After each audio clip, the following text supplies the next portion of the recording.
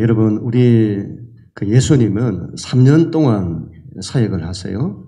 그래서 예수님의 사역을 1년차, 2년차, 3년차 그렇게 우리가 나눌 수가 있습니다. 1년차에는 제자들이 아무것도 모르고 주님 믿고 따르는 거죠. 2년차에서는 그분이 어떤 분이신지를 더 알아가고 또 주님의 은혜를 더 체험하는 겁니다. 네, 3년차에는요, 이제 예수님께서 떠나실 때가 되었습니다. 그때 예수님께서는 제자들에게 관심을 가지시고 제자들을 훈련을 시키십니다. 그래서 예수님이 떠나신 이후에 그들이 예수님이 하셨던 그 일을 감당하기를 원하시는 거죠. 우리가 지난주에 나누었던 오병이어의 기적을 보세요. 예수님께서 물고기 2마리와 떡 5개로 5,000명을 먹이시는 사건인데 예수님께서 그 일을 제자들을 통해서 이루십니다. 거기에 핵심이 있습니다. 물고기 2마리와 떡 5개밖에 없는데 그걸 가지고 뭘 한다는 거냐. 안 된다. 불가능하다. 그렇게 말하죠. 이런 우리가 하나님 일을 감당할 때는 그 현실과 문제의 그 한계를 돌파하는 그 믿음이 있어야 합니다. 예수님이 그걸 가르치시는 거죠. 두 번째, 오늘 무리를 걷는 사건입니다. 이 사건의 초점도 베드로에게 있습니다. 베드로는 제자들의 대표자입니다. 어떤 걸 훈련시키시냐 할 때 우리의 삶에 바람과 파도가 일어나는 거예요. 그 한계를 돌파하고 이기는 훈련을 시키십니다. 그래야만이 사도행전의 역사를 감당할 수 있는 겁니다. 오늘 사건은 이렇게 시작이 됩니다. 22절, 23절 하나님 말씀 같이 읽습니다. 시작. 예수께서 즉시 제자들을 재촉하사 자기가 무리를 보내는 동안에 배를 타고 앞서 건너편으로 가게 하시고 무리를 보내신 후에 기도하러 따로 산에 올라가시니라. 저물매 거기 혼자 계시더니. 아멘.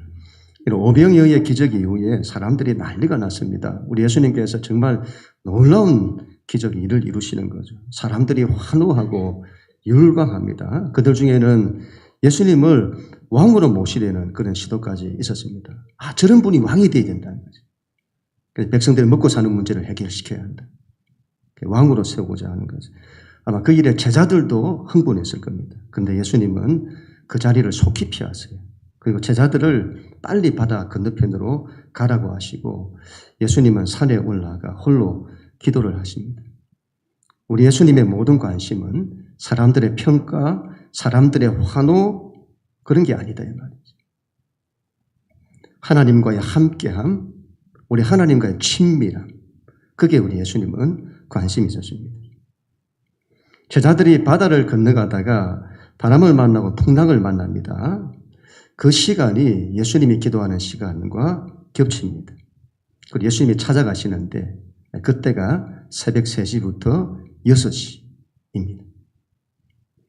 그때 제자들은 고난을 겪고 있고 예수님은 그 시간에 기도를 하셨습니다.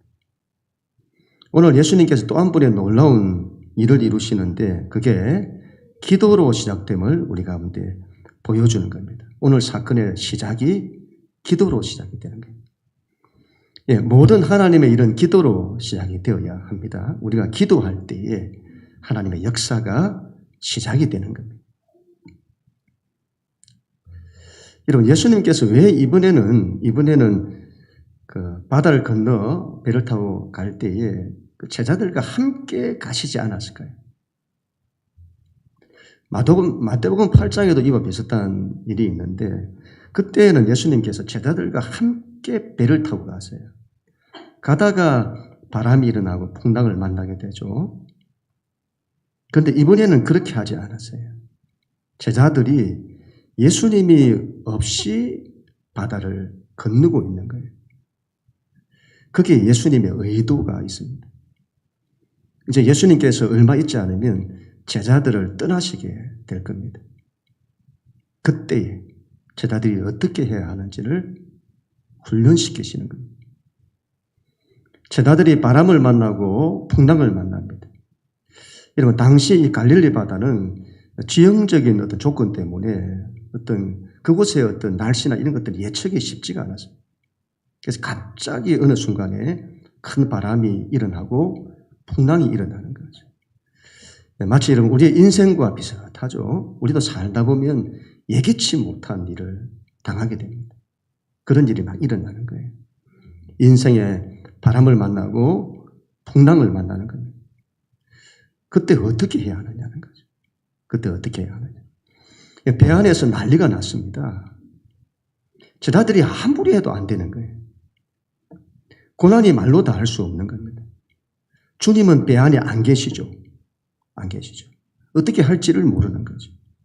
근데 그때 예수님께서 바다 위를 걸어오세요. 우리 예수님이 바다 위를 걸어오시는 겁니다. 이건 대단한 계시죠. 대단한 계시다. 우리 예수님이 어떤 분이신지를 말씀하는 겁니다. 그리고 예수님 이렇게 말씀을 하세요. 27절. 시작. 예수께서 적시 이르시되 안심하라 나니 두려워하지 말라. 예수님께서 바다 위를 걸어오시면서 하신 말씀입니다. 여러분 정말 대단한 말씀을 하시는 거죠. 어떻게 여러분 그런 상황에서 그런 말씀을 하실 수 있는지. 지금 바람과 파도가 일어나서 죽을 상황이잖아요. 그런데 우리 예수님의 말씀이 안심하라는 거예요. 안심하라. 안심하라. 나니 안심하라. 여러분 힘들고 어려운 나에게 찾아오셔서 안심하라. 영시가 안심하라. 얼마나 귀한 말씀인지요.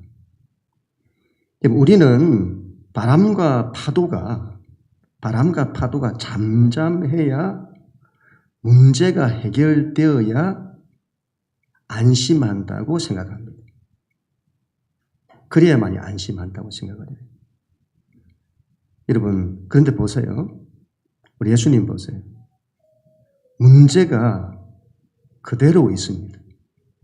문제가 그대로 있어요. 그런데 안심하라는 겁니다. 난이 안심하라. 내가 있다는 거죠. 난이 안심하라. 난이라는 이 말은 헬라어로 에고 에이미가 되겠습니다. 에고 에이미. 그 옛날 모세가 하나님께 묻습니다. 하나님은 누구십니까? 그때 하나님이 당신의 이름을 말씀하세요. 나는 나다. 나는 나다. 그게 바로 에고 에이미입니다. 우리 예수님께서 하나님께서 말씀하신 그 말씀으로 나는 나다. 에고 에이미 말씀합니다. 바다는 히브리인들에게 혼돈과 어둠, 바다는 혼돈과 어둠을 상징합니다. 절망과 죽음을 상징합니다. 그런데 주님께서 그 위를 걸어오세요. 그 위를 걸어오신다. 바다를 당신의 발 아래에 두시는 겁니다. 고대에는 전쟁에서 전쟁을 하고 승리를 하면 패한 나라의 왕이 승리한 나라의 왕 발 밑에다가 그 발을 자기 머리 위에 대는 거예요. 자기 머리를 승리한 나라의 왕 발 밑에 두는 겁니다. 그리고는 당신이 승리자다 이걸 보이는 거죠. 혼돈과 여러분 어둠, 절망과 죽음을 상징한 이 바다가 예수님의 발 아래에 머리를 대고 있는 모양입니다. 우리 예수님께서 모든 걸 정복하시는 분이시다. 다 이기시는 분이시다. 그걸 말씀하는 거죠. 오병이어 기적에서는 예수님이 나는 생명의 떡이다. 나는 생명의 주관자다. 나는 모든 걸 살린다.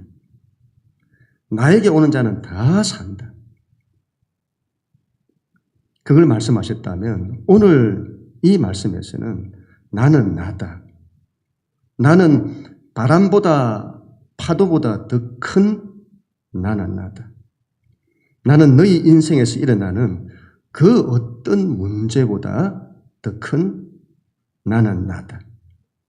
혼돈과 어둠과 죽음보다도 더 큰 나는 나다. 바다 위를 걷는 사건은 그분의 신적 계시를 나타내는 것입니다. 우리 예수님이 어떤 분이신지, 우리 예수님은 혼돈과 어둠과 죽음의 정복자이심을 보여주는 겁니다. 다 이긴다 이 말이에요. 다 이긴다. 그러니 너희는 두려워하지 마라. 두려워하지 마라. 여러분 어떻게 그런 상황에서 두려워하지 않을 수가 있습니까? 그런데 우리 예수님은 그런 상황에서도 두려워하지 말라고 하세요. 뒤에서 보겠습니다만은 두려움이라고 하는 것은 우리를 넘어뜨려요. 두려움은 우리를 넘어뜨립니다. 그리고는 우리의 믿음을 뺏어가요. 우리로 하여금 믿음을 가지지 못하게 합니다. 두려움은. 제가 어느 날 유튜브를 보다가 세상에서 성공한 사람들에 대한 인터뷰 이런 걸 하는 영상이 있더라고요. 당신이 어떻게 이렇게 될 수 있었는지 그 비결을 물어보는 거예요. 당신의 삶에서 가장 중요한 원칙이 뭐냐? 당신은 어떤 삶의 원리를 가지고 그걸 붙들고 살아가냐? 그랬더니 이 사람이 뜻밖의 대답을 하는 거예요. 두려워하지 말라는 거예요. 두려워하지 말라. 이게 자신의 삶의 가장 큰 지혜라는 겁니다. 이 사람은. 제가 그걸 보고는 이런 마음이 들었습니다. 아, 세상 사람들도 이걸 아는구나. 지혜가 있다는 자들. 이 사람들도 이런 마음을 가지고 있구나. 하물며 하나님을 믿는 우리가 두려워하는. 아, 그래서는 안 되는구나. 하나님이 계신데. 그런 마음을 가지게 되었습니다. 두려워하지 않아야 합니다. 왜 성경에서 하나님은 우리에게 두려워하지 말라는 이 말씀을 그토록 말씀을 하실까요?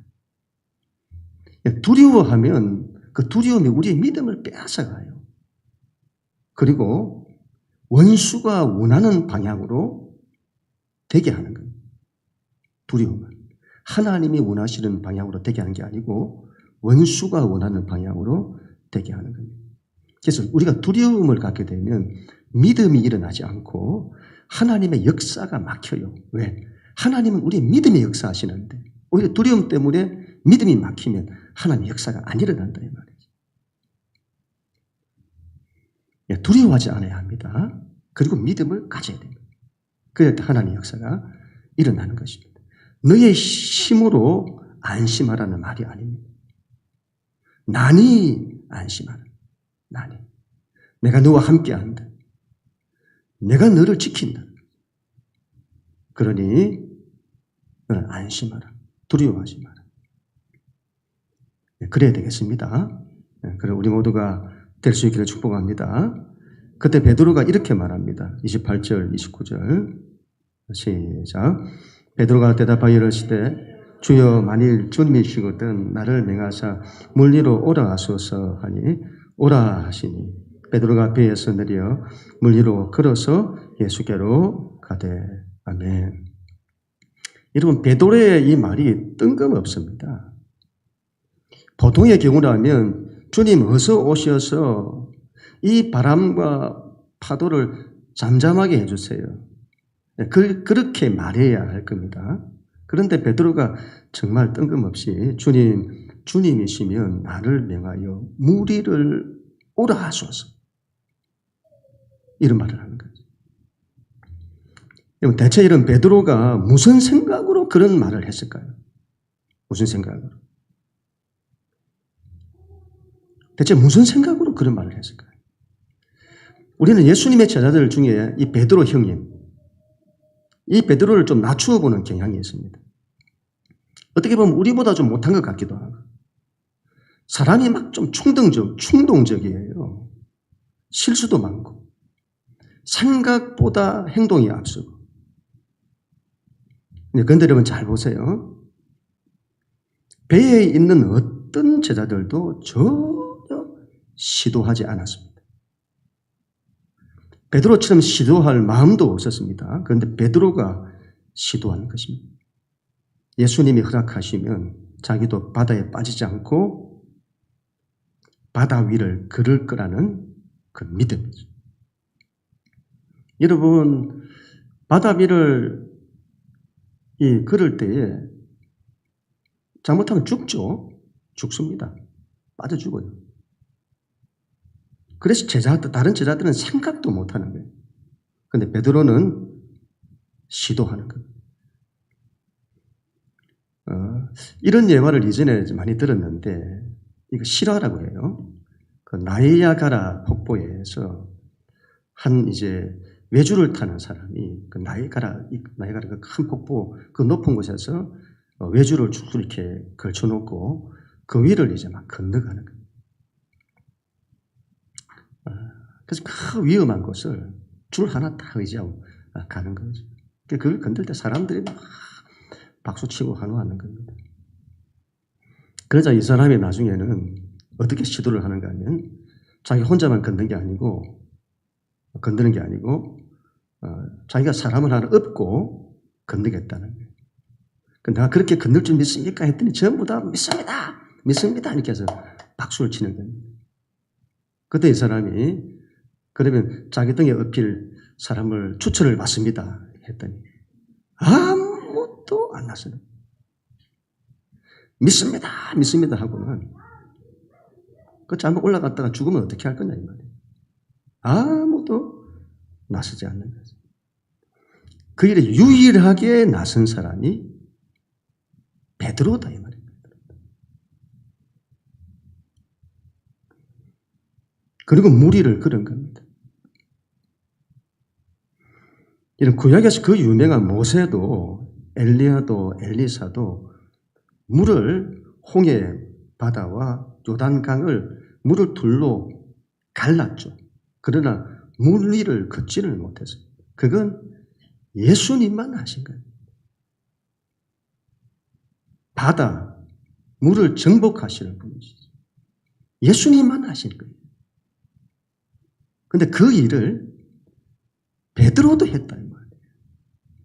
예수님이 하신 그 일을. 여기에 대한 예수님의 반응을 보세요. 우리 예수님이 베드로의 이 말에 어떻게 반응하셨을까요? 베드로의 믿음이 터무니없잖아요. 이렇게 말하실 수 있어요. 베드로야, 너무 위험하다. 이건 안 돼. 위험해서 안 돼. 오지 마라. 이건 너희가 할 수 있는 일이 아니야.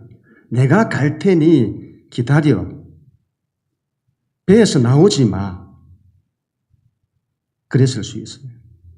그런데 예수님의 말씀은 전혀 의외의 말씀입니다.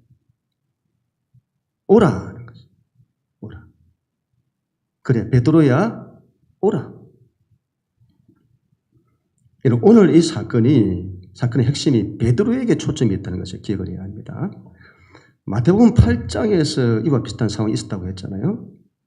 예수님과 제자들이 배를 타고 바다를 건너는데 지금까지 바람과 파도를 만나. 그죠? 그때 예수님은 배 안에서 주무시고 계시고 제자들이 난리가 났습니다. 그리고 예수님을 깨우는 거죠. 그리고 예수님께서는 바람과 파도를 꾸짖어 잠잠하게 하십니다. 이번에도 그러면 될 거잖아요. 우리는 그런 걸 원하잖아요. 문제가 일어나면 주님이 오셔서 그 문제를 해결해 주시면 되지. 우리가 뭐 주님께로 가고 그러냐. 그러나 오늘 상황은 다릅니다. 오늘은 예수님께서 제자들을 훈련시키시는 거죠. 이제 주님이 떠나실 때가 되었습니다. 예수님께서는 그때를 준비하시는 겁니다. 그때 주님이 떠나시고 난 이후에 그 제자들을 통해서 사도행전의 역사를 이루실 것입니다. 그때 제자들은 주님이 하셨던 그 일을 감당하게 될 것입니다. 이런 겁니다. 우리 신앙에는 이런 식의 두 가지 방식이 있다고 봐요. 첫 번째는 자기가 신앙의 모든 관심, 자기가 은혜 받는 겁니다. 신앙의 관심이 자기예요. 내가 주님의 은혜를 받고 내가 주님의 사랑을 받고 그래서 신앙이 주님의 은혜를 체험하는 방식입니다.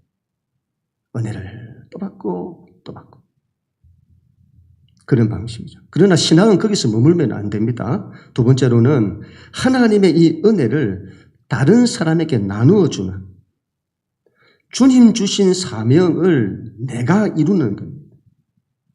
주님이 하셨던 그 일을 내가 감당하는, 나를 통해 다른 사람이 회복되고 살아나는 그 일을 하는 거죠. 지금 예수님께서는 이 두 번째를 제자들에게 가르치시는 겁니다. 우리의 신앙이 늘 배 안에만 머무는, 그곳에서 벗어나려고 하질 않아요. 그리고 그곳에 주님이 오셔서 문제를 해결해 달라는 거죠. 우리 신앙에는 그것이 필요합니다. 그러나 우리가 다른 일을 살리는 일을 하려고 하면 나를 통해서 내 가정을 살리고, 나를 통해서 내 가족을 살리고, 나를 통해서 교회 공동체를 살리고, 나를 통해서 이웃을 살리고, 나를 통해서 세상을 살리는 일을 하기 위해서는 반드시 우리가 통과해야 하는 것이 있는데, 바로 일어나는 바람과 파도를 잠잠하게 해달라는 신앙이 아니라 일어나는 바람과 파도를 이기고 돌파하는 신앙이 있어야 합니다. 바다를 정복하는 우리 예수님이 하시는 것처럼 바다 위를 걷는 신앙이 있어야 합니다. 이걸 무서워하고 이걸 두려워서 나는 못하겠다고 하고 나는 그런 거 원치 않는다 하고, 그러면 다른 일을 살리는 그 일은 하지 못하는 거예요. 다른 일을 살리는 것을 하지 못한다. 우리 단계 선교를 이제 다 마쳤는데요. 열방에 나와서 선교를 하려고 하면 다른 일을 살리는 이런 일들을 막 간다고 하면 이런저런 방해와 문제가 일어나요. 가기 전부터 막 일어나요. 어려움이 생기기도 하고 못 갈 상황들이 막 일어나는 거예요. 그런데 여러분, 그런 게 막 싫은 거죠. 왜 이런 걸 또 내가 겪어야 되냐. 그게 싫은 거예요. 그래서 내가 못하겠다, 선교 못 가겠다고 하면 다른 사람을 살리는 일은 일어나지 않습니다. 그걸 돌파하려고 해야 합니다. 돌파하려고. 이겨내야 합니다. 그걸 기꺼이 내가 감당하고 바다 위를 걸어내고자 해야 된다. 있으나 주님이 나와 함께 하셔서 내가 그걸 이긴다는 거예요. 내가 그걸 이긴다. 그래야만이 하나님의 역사를 보게 되는 것입니다.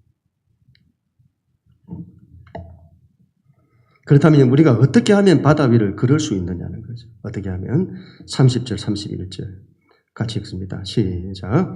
바람을 보고 무서워 빠져가는지라 소리지를 이르되 주여 나를 구원하소서 하니 예수께서 즉시 손을 내밀어 그를 붙잡으며 이르시되 믿음이 작은 자야 왜 의심하느냐.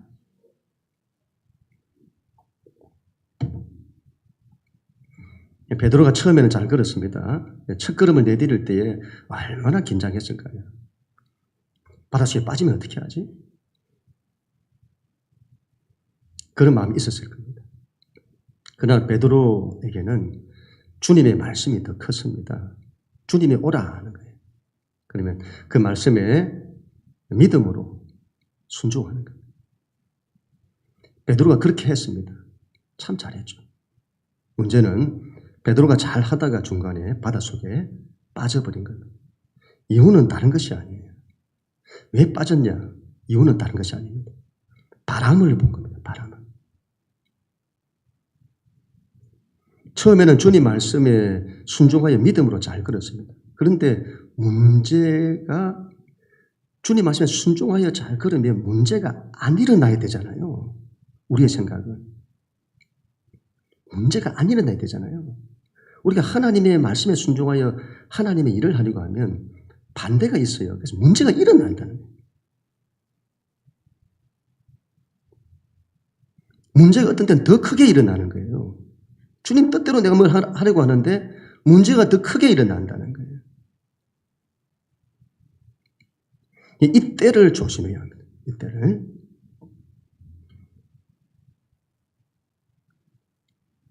그때 여러분 갑자기 큰 바람이 부는 거죠. 그때 베드로에게 잘 걷다가 두려움이 생긴 거예요. 의심이 생긴 거죠. 그러자 바닷속에 빠져버린 거예요. 우리가 잘 보시면 우리 인생이 뭘로 실패하냐? 전부 이런 걸로 다 실패하는 거예요. 여러분 이건 훈련이 필요하다고 봅니다. 단번에 되지를 않아요.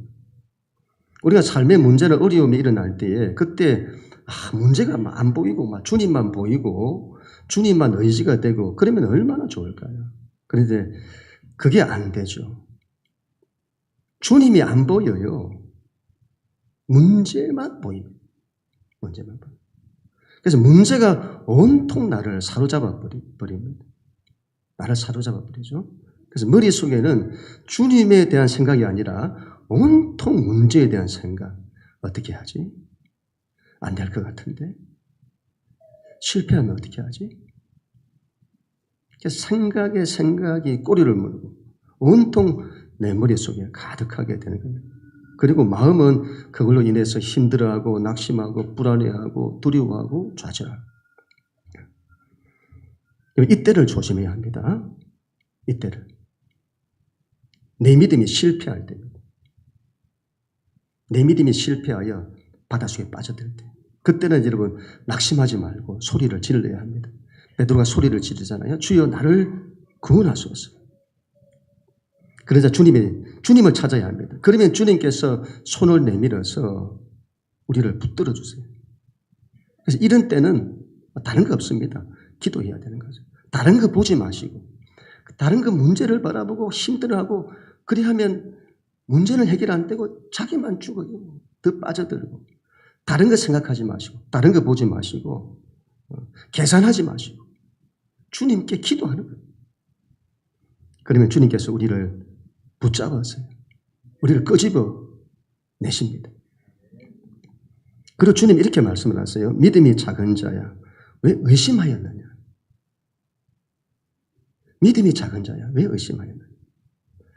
예수님 말씀을 잘 보세요. 예수님은 베드로의 이 믿음의 도전을 책망하신 것이 아닙니다. 그의 의심을 책망하신 거예요.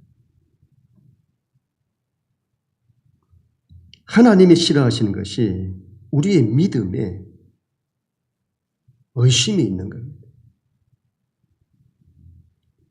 그걸 믿음이 작다고 하세요. 우리의 믿음은 정말 주님께 대한 전적인 믿음을 가져야 합니다. 우리 하나님이 어떤 분이신데 그걸 가져야 되는 겁니다. 근데 이게 너무 안 돼요. 너무 안 된다. 그래서 이거 여러분 훈련해야 합니다. 훈련. 실패하더라도 낙심하지 말고 계속 훈련하고. 우리 믿음이 커야 합니다. 믿음이 커야 합니다. 근데 우리 믿음이 너무 작아요. 왜 그럴까? 실패감 때문일까요? 실패감 때문에 믿음을 가지지 못하고 주님께 대한 기대를 하지 않는 거죠. 내가 막 기대하다가 안 되고 그 실패감 때문에 낙심하고 이렇게 하다 보면 기대하면 낙심이 되니까 아예 이제는 주님께 대한 기대도 안 가져요. 우리 신앙이 주님께 대한 기대가 없다. 기대를 안 가진다. 우리가 예배를 드려도 기대하지 않아요. 하나님의 은혜. 이 예배를 통해서 하나님이 나에게 은혜를 막 부으신다는 이 기대가 없어요. 기도할 때도 마찬가지예요. 기대하지 않는다. 내가 기도하는데 내 기도를 하나님이 들으신다는 믿음, 그 기대가 없어요. 기도만 하지. 그래서는 안 됩니다. 주님이 우리를 얼마나 사랑하시는지, 하나님이 우리를 얼마나 사랑하시는지, 하나님이 우리를 얼마나 위하시는지. 그래서 우리는 하나님이 나와 내 인생을 반드시 지키시고, 하나님 우리를 반드시 살리시고, 하나님이 우리를 통해 반드시 역사하신다는 그 믿음을 가져야 합니다. 믿음을 가져야 해요. 내가 내 가정을 위해서 기도하면, 내가 내 가족을 위해서 기도하면 하나님이 반드시 들으시고 역사하신다는 이 믿음이 있어야 합니다. 그래야 이 믿음에 하나님이 역사하시는 거예요.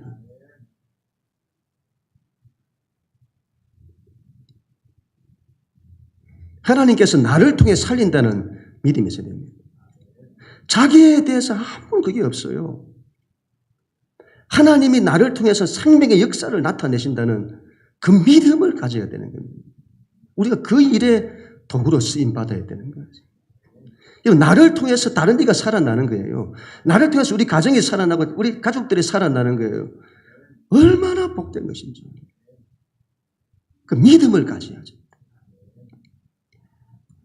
한 번 시도했다가 중간에 실패해서는 바닷속에 빠졌다고 포기하지 마시고, 그 실패감 때문에 다음에 또 시작할 때에도 이전 또 바닷속에 빠지면 어떻게 하지? 안 되면 어떻게 하지? 그렇게 의심하지 마시고, 현실을 보지 마시고, 문제를 보지 마시고, 자기의 약함을 보지 마시고, 그동안 실패했던 것들을 보지 마시고, 우리의 믿음이라고 하는 것은 끝까지 주님만 바라보는 겁니다. 세상이 뭐라 하든지 간에, 현실이 뭐라 하든지 간에, 지난 세월의 경험이, 실패감이 어떠하든 상관없이 우리는 끝까지 주님에 대한 신뢰를 가지고 그분에 대한 믿음을 가져야 합니다. 그래서 우리 신앙이 어디로 가야 할 때, 주님이 그렇게 하신 것처럼 우리의 삶에 그 어떤 바람과 파도가 일어난다 할지라도 그게 지지 않고 당당히 정복하고 바다 위를 걸어내는 그런 사람이 되죠. 이게 단번에 되지 않죠. 실패하더라도 다시 시도하고 다시 믿음 가지고, 그래서는 이게 시간이 지나면 어느 순간에 주님이 그렇게 하신 것처럼 우리 또한 인생의 그 어떤 문제를 만나도 당당히 걸어내는 그런 사람이 되게, 믿음의 사람이 되게 되는 겁니다. 이 험한 세상을 지금 우리가 어떻게 이길 수 있을까요? 자녀들이 이 세상을 어떻게 이겨낼 수 있냐 이 말이에요. 주께다 믿음이죠. 믿음. 세상보다 더 크신 주님을 붙드는 그 믿음으로만 이길 수 있는 겁니다. 당당히 걸어내는 거죠. 그럼 우리가 될 수 있기를 간절히 축원합니다. 마지막 32절 이렇게 말씀. 32절 시작. 배에 함께 오름에 바람이 그치는지라. 아멘. 이건 정말 중요한 말씀이라고 봐요. 예수님께서 베드로와 함께 바다 위를 걸으시는 겁니다. 그리고 베드로와 함께 배에 오르십니다. 그러자 바람이 그치는 겁니다. 예수님께서 베드로를 통해서 바람이 그치는 걸 체험하게 하세요. 우리는 주님과 함께 해야 합니다. 함께 해야 된다. 신앙은 이게 거의 전부라고 할 수 있습니다. 주님과 함께 하는 거죠. 그리고 그분께 대한 믿음을 가지는 겁니다. 결국 그 믿음이 바다 위를 걸어내는 거잖아요. 그 주님과 함께, 여러분, 바다 위를 걸으니 그 주님과 함께 걸어서 건너가면 될 겁니다. 근데 다시 배로 돌아오죠. 배 안에서 고통하는 이들에게로 와서 그들을 살리는 거죠. 주님이 베드로와 함께 그 일을 이루세요. 베드로와 함께. 그 일을 유일하게 베드로만 경험한 거예요. 예수님은 하나님의 일을 홀로 하지 않았어요. 예수님은 우리와 함께, 우리를 통해 하나님의 일을 이루십니다. 예수님은 우리를 통해 오병이어 기적을 이루시기를 원하시고, 우리를 통해 인생의 바람과 파도를 잠잠케 하길 원하십니다. 내가 뭐라고 나를 통해 그런 게 일어나냐. 여러분, 그렇게 하지 마시고. 우리 주님의 우리에 대한 부르심이 얼마나 높은지. 그렇게 하지 마시고. 하나님이 나를 통해 하나님의 역사를 나타내신다. 이 믿음을 가져야 합니다. 나를 통해서 다른 사람이 회복되고 나를 통해 다른 사람이 살아나는 그런 걸 바라고 믿음으로 꿈꾸고 소망하고 믿는 자는 반드시 그렇게 살아야 합니다. 삶의 바람과 파도가 이름 없기만을 바라는 신앙이 아니라 삶의 바람과 파도를 그 한계를 돌파하는 그런 믿음으로 나아가십시다. 바다 위를 걷는 신앙이에요. 바다를 정복하는 믿음의 사람이 되어야 합니다. 하나님은 그런 우리를 통해서 하나님의 생명의 역사를 나타내실 것입니다. 그런 우리 모두가 다 될 수 있기를 주님 이름으로 간절히 축원합니다.